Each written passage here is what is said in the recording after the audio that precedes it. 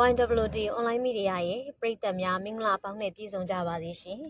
။စိတ်တပါဠဗုဒ္ဓဝိပဿနာကျောင်းတိုင်းမှာပထမအကြိမ်ရွှေအင်ချင်းဓမ္မကတိကသင်တန်းကြီးဖွင့်လှစ်သင်ကြားတဲ့တဲ့ရင်ကိုတင်ဆက်ပေးပါမယ်။မန္တလေးတိုင်းဒေသကြီးအထက်မြန်မာပြည်ပြင်ဦးလွင်မြို့နယ်ပြင်စာဒေသနောင်ဝယ်ရွာစိတ်တပါဠဗုဒ္ဓဝိပဿနာကျောင်းတိုင်းမှာပထမအကြိမ်သင်ကြားပို့ချဖွင့်လှစ်တဲ့ရွှေအင်ချင်းဓမ္မကတိကသင်တန်းကြီးကိုသာသနာတော်နှစ်2580ကောစာတက္ကရာ1388ခုနှစ်ပထမဝါဆိုလဆန်3ရက်ခရစ်နှစ်2026ခုနှစ်ဇွန်လ18ရက်နေ့မှာစတင်ဖွင့်လှစ်သင်ကြားပါတယ်။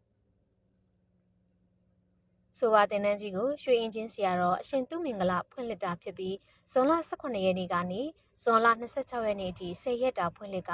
အနေနဲ့အရရက်မှာသင်တန်းသားတန်ဃာတော်အပါ80ကျော်တက်ရောက်တယ်လို့သိရပါတယ်။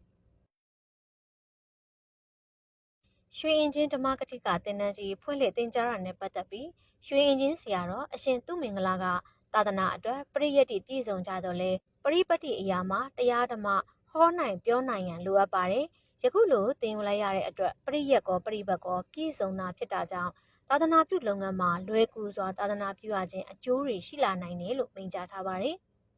AR တိုင်းဒေသကြီးမော်လမြိုင်ကျွန်းမြို့ရွှေအင်ချင်းဓမ္မကတိကကျောင်းတိုက်ဗရဏနာယကဆရာတော်ရွှေအင်ချင်းဆရာတော်အရှင်သူမင်္ဂလာအရှင်သူမြတ်ဟာစီရနာဝါဒနာအနစ်နာနာသုံးနာဖြင့်ပရိယတ်တိအကျော်မော်တန်ဃာတော်အရှင်သူမြတ်တို့ကိုတရားဓမ္မတွေဟောနိုင်ပြောနိုင်အောင်သင်ကြားပို့ချပေးလျက်ရှိပါတယ်။